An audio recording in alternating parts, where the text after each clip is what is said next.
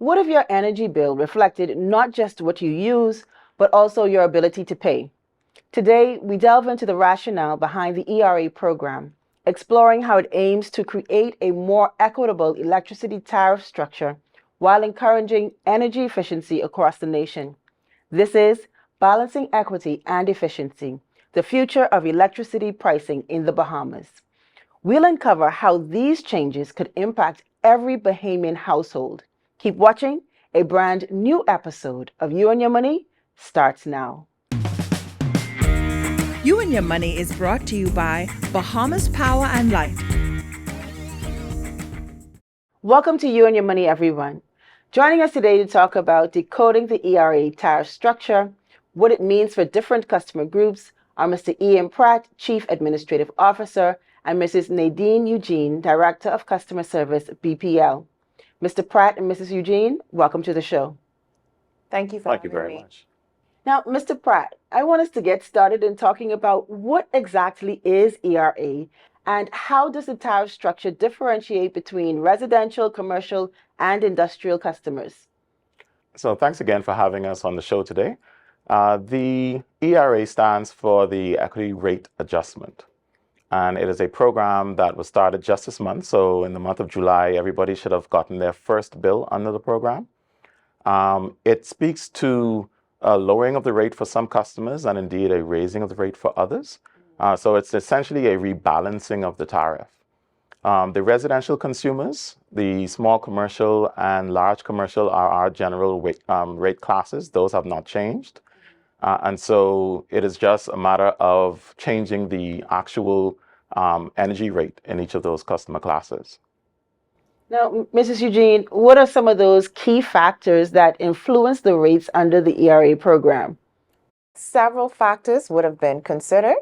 That would have been, first of all, the customer classes that would have been examined, the number of customers that fell in each category or the classes, as well as the average consumption of each of those customers in those classes, in addition to the overall contribution to the revenue, the percentage. And from there, it was deemed, after the review was carried out, it was deemed that a rebalancing was necessary.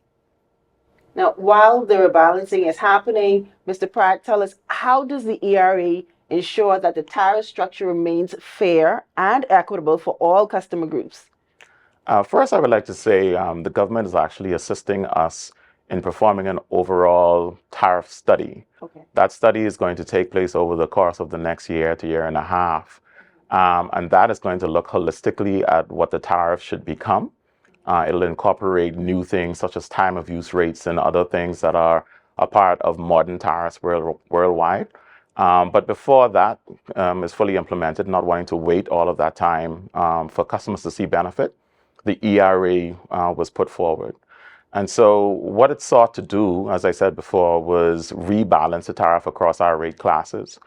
The residential customer class, whose rates were previously 10.95 cents for the first 200 kilowatt hours, 11.95 cents for 200 to 800 kilowatt hours, and 14.95 cents for any usage above 800 kilowatt hours, has been amended where the first tier of that structure, the 0 to 200 units, has been zeroed on the base rate side.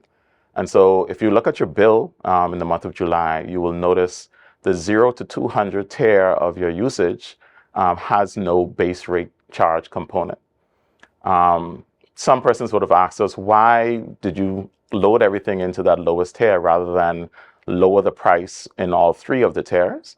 And the answer was simply we wanted to make sure that the most vulnerable customers receive the maximum benefit.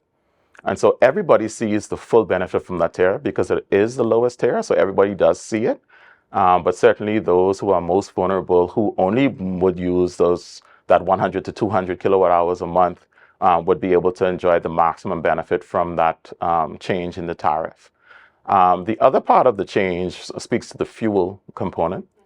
As you know, your bill is made up of your base rate, your energy usage charge, your fuel charge, and VAT. So we spoke about the base rate on the residential side. On the fuel charge side, for the first time, as a part of a permanent structure anyway, we are tiering the fuel structure as well. And that is going to double down, as it were, on helping customers to conserve. And when I say that, it encourages conservation by virtue of the fact that if you're able to keep within that first 800 units, on the fuel side, you will see a lower rate. So the fuel is going to be calculated the same way it was always calculated in the past, which is basically the total cost of the fuel used in any given month for the energy that we produce, spread across the entire customer base. That is how the fuel is typically calculated. We're going to go ahead, calculate that number. But what you will see on your bill is the first 800 units, we will take 2.5 cents off that number per kilowatt hour. And then if you exceed the 800 kilowatt hour limit, it'll add 1.5 cents to it. So certainly, for example, if it is that your bill on the fuel side was 20 cents per kilowatt hour, what you will see instead of the 20 cents per kilowatt hour is 17.5 cents for the first 800 units, and then 21.5 cents for any unit above that. So again, as a customer, if you keep your usage within the lower limits at 0 to 800 sort of range, you will benefit by the zeroing out of the base rate side, and you'll also benefit by the fuel charge side. And so all customers in all categories will see the benefit of the fuel change. And so that is spread across everybody evenly, 0 to 800 and 800 plus. But the base rate is what is different in each category. So the residential, as we spoke about that already, the small commercial charge will be reduced from 15 cents per kilowatt hour to 14.5 cents per kilowatt hour. So the small commercials, which includes churches and schools and smaller businesses from a usage perspective, they will see that benefit as well. Well, definitely, it sounds as though we're heading in the right direction with the research, with the improvements that's being made, with ensuring that that it's spread across all of the categories, and even having the tiered structure. So kudos to the team for the job that's well done, and even the thought process that's being put behind it in order to ensure that as consumers we're able to be in a better place, where we're able to not necessarily be struggling with all of the heat, but we're able to afford our bills as well. Now, Mrs. Eugene, what protections or considerations are in place for those customers who are actually struggling with the higher electricity costs under the new tariff system? As mentioned by Mr. Pratt, most of our customers would have benefited for the reduction in the electricity costs. There may have been a small percentage of those customers are high-end users that may have seen a slight increase. However, for those customers that benefited from the reduction, we're reminding you to practice the energy conservation, be more responsible in your usage, to be able to take advantage and see your savings in your base rate, the fuel, as well as paying no VAT as long as you remain under the $400 for residential customers. You touched on some of the things that people can actually do. Now, Mr. Pratt, how might some of these changes in the tariff structure impact the energy consumption patterns, as well as, among the different customer groups? So anytime that there's a change in any tariff, and electricity is no different, there's typically a change in behaviors of the customer. And so from the electricity standpoint, when there's a lowering of the rate, and this is not the first time that we did have a lowering of our rates, what you see is an uptick in consumption. So people believe that because the rate is lower, I'm able to just go out and use more energy. And while we encourage customers to be comfortable, and that's part of the calculus inside this whole program as well, what we don't want to encourage is inefficient energy use. And that is why, as we spoke to previously, a lot of the tiers and the structure of the ERA itself seeks to encourage and reward responsible behavior. There's nothing in the program itself that says do this or do that, but there's typically two tiers that customers can look at when they want to seek to use energy more efficiently. The first is in their buying habits. And so certainly if you're looking at appliances, or if you're building, constructing a home, you want to be looking at things like insulation in the ceiling and proper windows and what's not, draft guards under the door to keep the air conditioning functioning at its best. You want to buy air conditioning units with as high a SAIR rating as possible. That's the efficiency rating on the air condition. And so you want to do those things on your purchasing side. energy efficient appliances, LED bulbs, etc.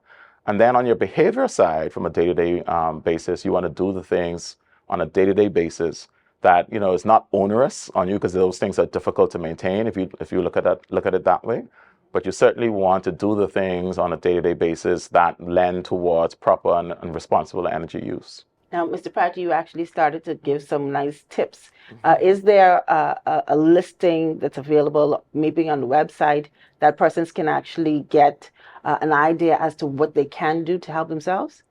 We do, and we actually speak to various entities as well, and we'll be able to come and talk about that. But certainly, I know we were updating a number of the areas on the website, but because of the importance of conservation, that is certainly something that we will have there. Okay, most definitely. Well, Mr. Pratt and Mrs. Eugene, we have to take a quick break, and when we come back, we'll look at promoting energy efficiency, incentives, and implications under the ERA program. This is You and Your Money. We'll be right back. Energy conservation is the decision and practice of using less energy. Energy efficiency means using less energy to perform the same task, turning off lights when you leave a room, unplugging appliances not in use. People conserve to gain more control over their energy bill and to reduce demand on the Earth's natural resources. Bahamas Power and Light Company Limited looks forward to helping our customers eliminate wasted energy. Take this journey with us as we build for better. BPL.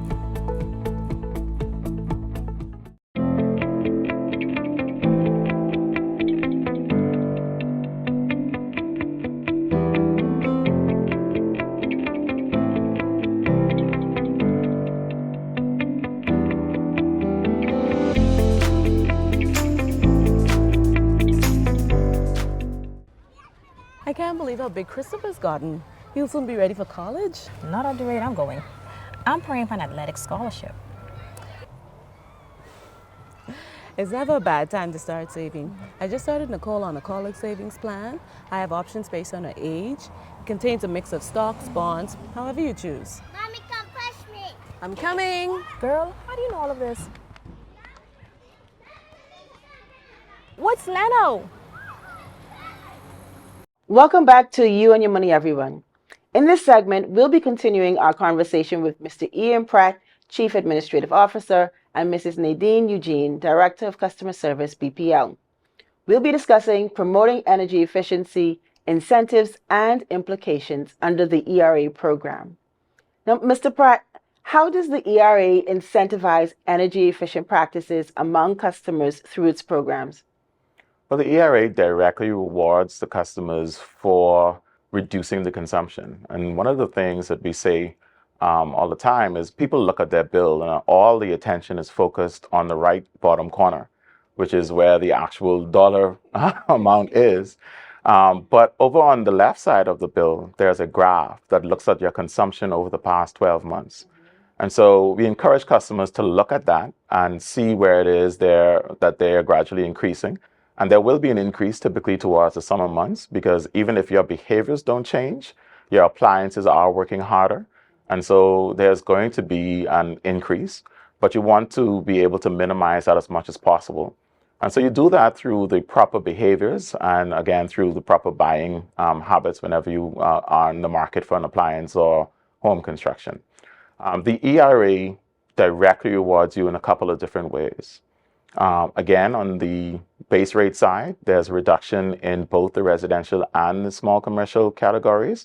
The small commercial category is not tiered, so all of the units are at that lower rate. But the residential category certainly starts off at 0 for the first set of units, and it goes up to 14.95 cents per kilowatt hour for units over 800. And so the lower you can keep your units, the more you will benefit from that rate structure.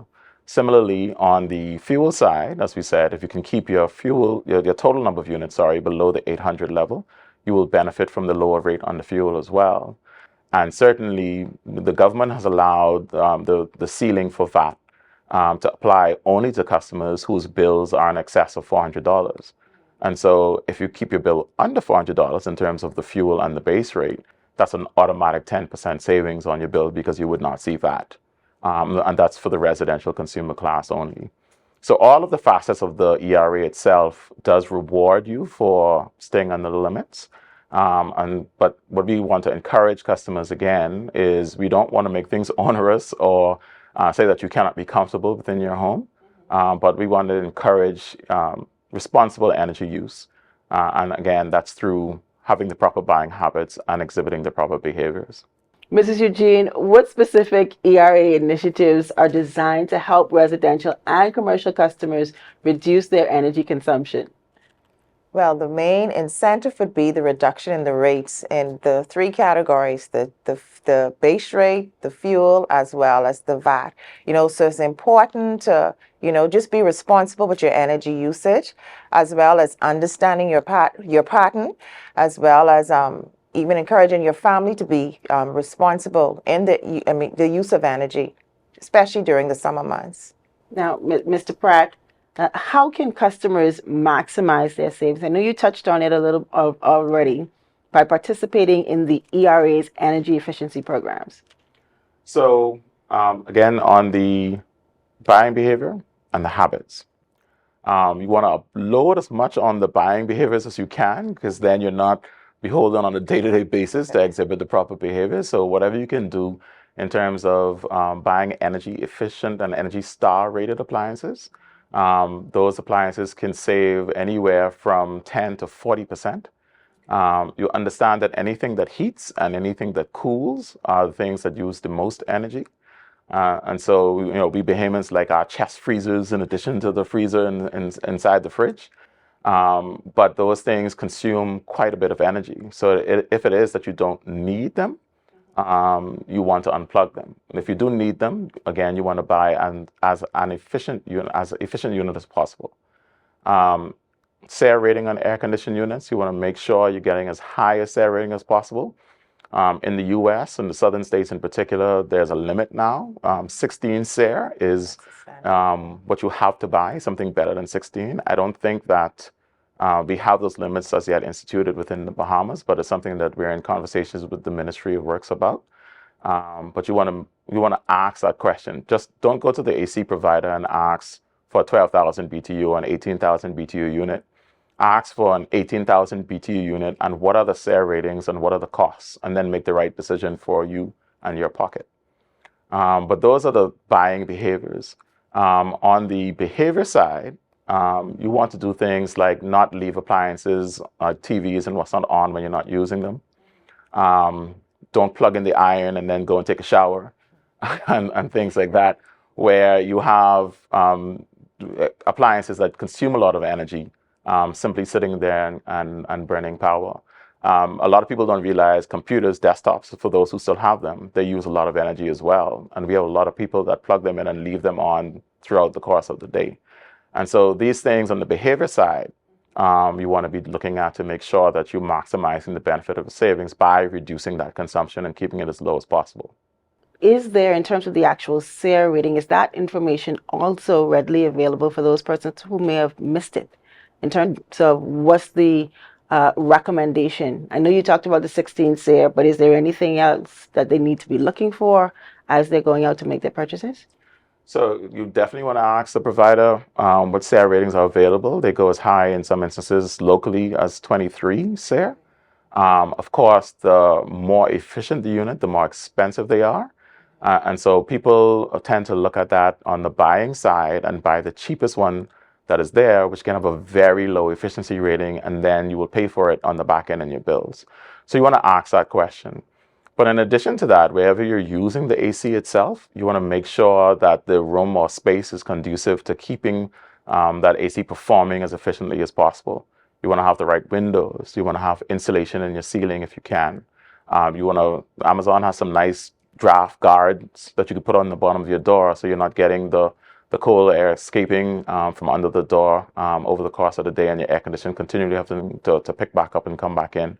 You want to set your AC at a level where it's comfortable for you, where it'll run and cycle out as much as possible so it's not burning and consuming energy throughout the usage period. So those are things that you need to look at when you want to operate an air conditioning unit efficiently.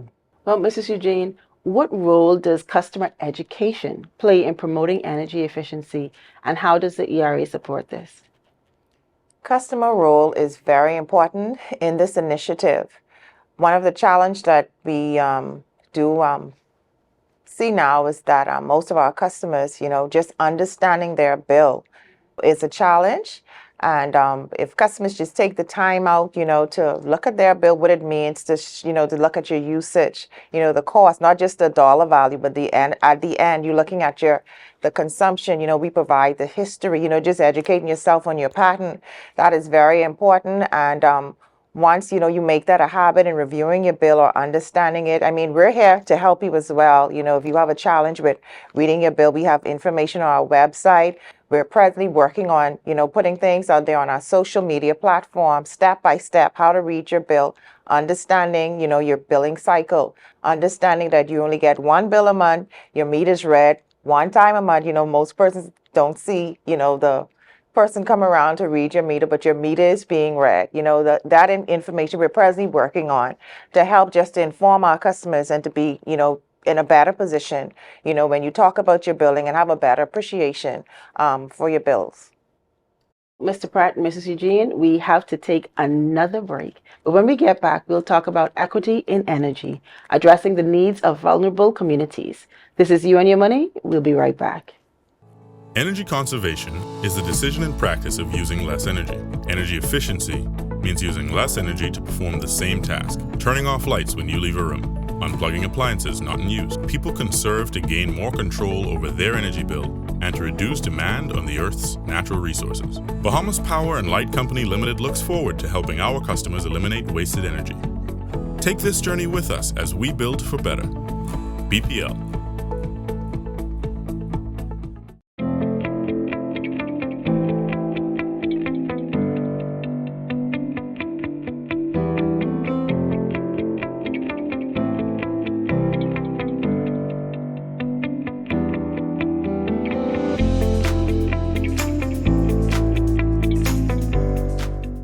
Man, I thought retirement would have slowed you down. It's the island life, son.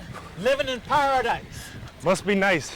Can't wait until it's my turn, if that day ever comes. My financial planner has provided me with solutions for my future. Pension, retirement, and even property management. So who helped you with all this? Let's go, son. 2 more miles. What's Leno?